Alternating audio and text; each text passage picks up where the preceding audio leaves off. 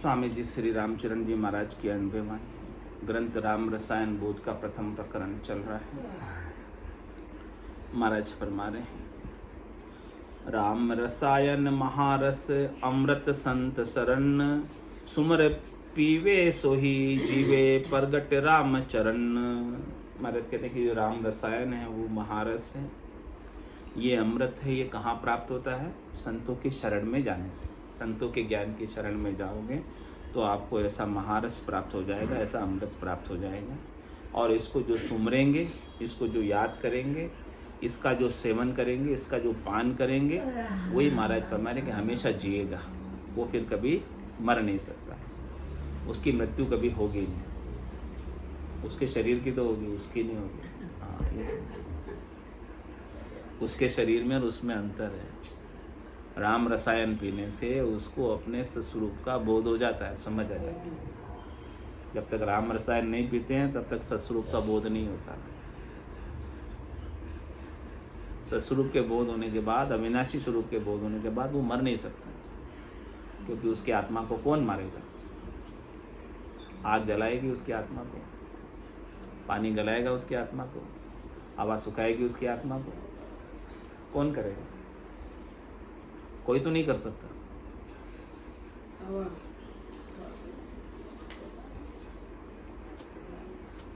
ताते पीवो राम रस पे माही अविद्या जोर, किते ठोर देखे सुने राम चरण रस और। इसलिए महाराज फरमा रहे कि हम आपको ऐसा राम रस पिला रहे हैं, ऐसा अमृत पिला रहे हैं, आप इस अमृत को पी लो। आपके भीतर जो अविद्या का जोर है, भ्रम का जोर है, तीन लोकों में फल प्राप्ति की इच्छाओं का जोर है, शरीर संसार के सुखों का जोर है, जो आपके अपर बल भारी भारी अंदर काम क्रोध लोभ मोह अहंकार बैठे हुए हैं, वो इस सब राम रसायन से भाग जाए। जैसे सूर्य के उदय होने से रात भाग जाती है, रहती नहीं है ना, ऐसे ही राम रसायन से अविद्या का जोर नहीं लगता, भ्रमों का जोर नहीं लगता। हाँ, कितनी ठोर देखे सुने राम चरण रसो। महाराज कह रहे हैं कि कितनी ठोर देखते हो सुनते हो अन्य चीजें, अन्य रस, लेकिन अन्य रस से आपकी अविद्या का जोर नहीं भगता। अविद्या और प्रबल होती है, सुख प्राप्ति की इच्छा करने क्रिया करने से और प्रबल होती है। इसलिए महाराज फरमा रहे हैं झूलना में,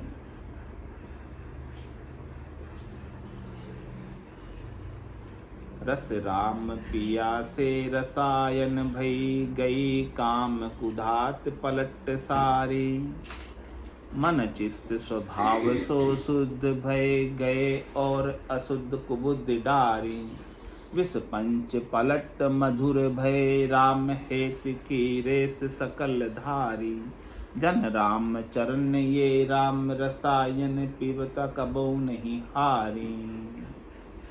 कह रहे महाराज, ये राम रस पीने से, ऐसा ही रसायन पीने से जो काम की कुघात है, काम की जो हमारे अंदर कामनाएं भरी हुई हैं, इच्छाएं भरी हुई है, काम का जो जोर हमारे अंदर रहता है, वो सारा पलट जाता है, वो शिथिल हो जाता है, ठंडा हो जाता है, वो अपना जोर जना नहीं सकता।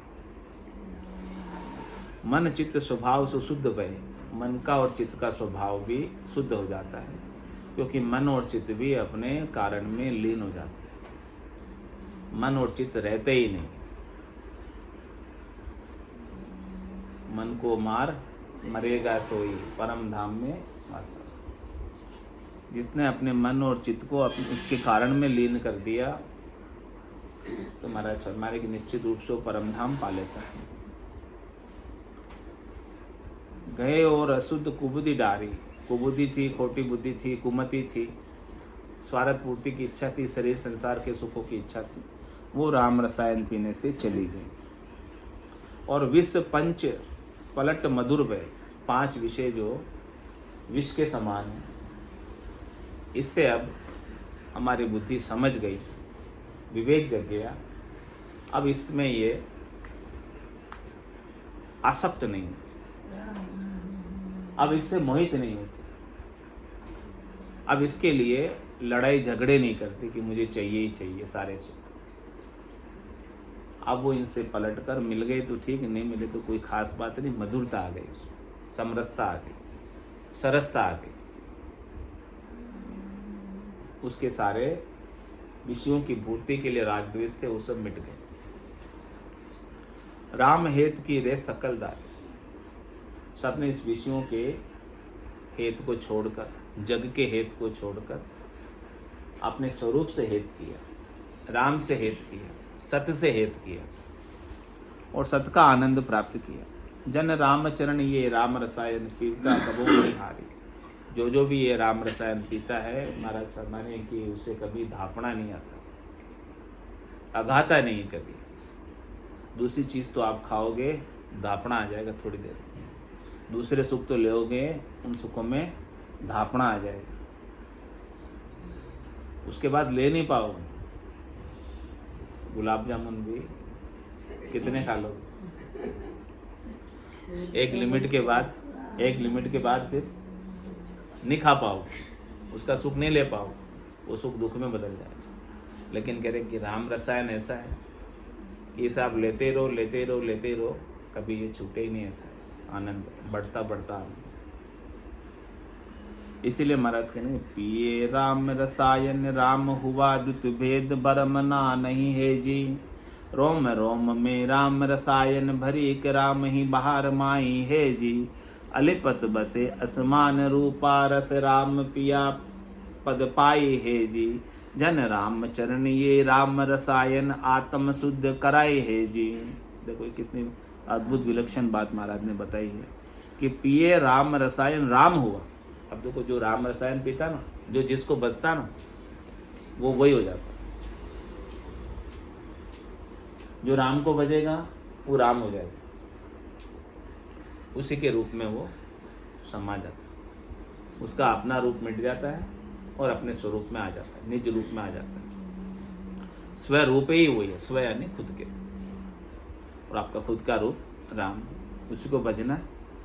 पिए राम रसायन राम हुआ, इस प्रकार से राम रसायन को पीकर आप राम हो जाओ। और द्वितीय भेद भरमना नहीं है जी। जब राम हो जाओगे तो राम के सिवाय दूसरा और कोई आपके लिए रहेगा ही नहीं। पहले आप राम होगे, आप शरीर रहोगे, आप दूसरे मनुष्य रहोगे तो आपको जानवर भी दिखेंगे, दूसरे भी दिखेंगे। आप पुरुष रहोगे तो आपको स्त्री भी दिखेगी। लेकिन यदि आप राम हैं तो फिर सब में राम देखो, कोई राम के सिवाय नहीं दिखाई देगा। द्वितीय भेद की भ्रमना है वो मिट जाएगा। जब तक आप राम नहीं होगे तब तक दूसरा भेद रहेगा। पहले आप राम हो जाओ, पहले आप परमात्मा हो जाओ। पहले आप, जब तक आप परमात्मा नहीं होंगे तब तक द्वितीय भाव रहेगा, जो कि आप हो। हाँ, पहचान करनी है। हाँ। तो द्वितीय भेद भ्रमना नहीं है जी। जो राम हो गए उसके लिए सब समान हो, जो राम नहीं हुए उसके लिए कोई मोटा है, कोई छोटा है, कोई राजा है, कोई रंक है, कोई गरीब है, कोई अमीर है, सब अलग। तो रोम रोम में राम रसायन भरी के राम ही बाहर माही है जी। अब जिसके रोम रोम में राम रसायन बढ़ जाता है तो महाराज कह रहे कि उसे अंदर भी और बाहर भी सर्वत्र राम ही दिखाई देता है, उसके अलावा और कोई रहता ही नहीं। अलिपत बसे असमान रूपा राम रस पिया पद पाई है जी। फिर वो कैसा हो जाता है? अलिप हो जाता है सबसे, किसी में लिपायमान नहीं। किसके रूप में हो जाता है? आकाश रूप में हो जाता है, आकाश के जैसा हो जाता है। बोलो आकाश कहाँ नहीं है? आपके घर में नहीं है आकाश?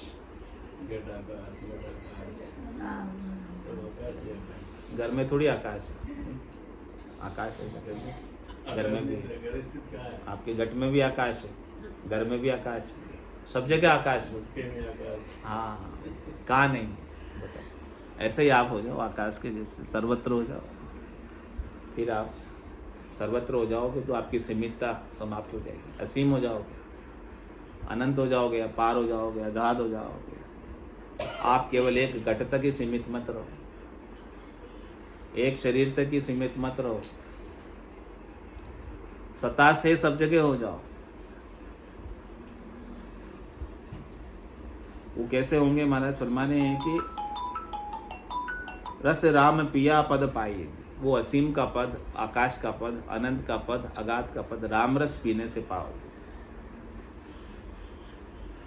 राम रस पीने से आपकी व्यष्टि बुद्धि चली जाएगी, समष्टि बुद्धि आ जाएगी।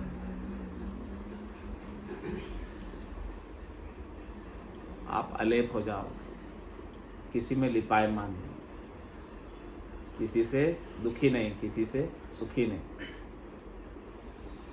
कबीरा खड़ा बाजार में, मांगे सबकी खेर, ना काऊं से दोस्ती, ना काऊं से बैर। जन राम चरण ये राम रसायन, आत्म शुद्ध कराए है। इस आत्मा के ऊपर जो अशुद्धि के विकारों के बादल आ गए, ये राम रसायन इन बादलों को हटाता है और शुद्ध चेतन आत्मा के स्वरूप की झलक दिखाता है। आत्म शुद्ध स्वरूप मिले रस राम पिया, विष जाय है जी। नर विख न निरंजन आप सही, कई संत महंत बताए है जी। रस पिए के कोई रसिक, छके मुख बाच अध्यात्म गाय है जी। जन राम चरण ये राम रसायन, राम कृपा से पाए जी। कैसे मिलेगा महाराज? आत्म शुद्ध स्वरूप मिले रस राम पिया, विष जाए। ये राम रसायन पीने से आपके अंदर जो द्वैत का विष है, विषयों का विष है, स्वार्थ पूर्ति का विष है, शरीर संसार के सुखों को प्राप्त करने का विष है, राग द्वेष का विष है, काम क्रोध का विष है, तेरी मेरी का विष है, वो सब चला जाएगा और आप शुद्ध आत्मा को प्राप्त हो जाओगे। जो आपका सच्चा स्वरूप है, सत्स्वरूप है, निजी स्वरूप है, उसको पा जाओगे। और नर विख निरंजन आप सही, कई संत महंत बताए। सभी संतों ने, महंतों ने यही बात बताई है कि आप नर नहीं हैं, आप नारायणी हैं, आप निरंजन हैं, आप निराकार है, आप अजोनी हैं, आप अजन्म हैं। आपका स्वरूप यही सही है, ये सत का स्वरूप है, निरंजन, निराकार, अजोनी, अजन्मा।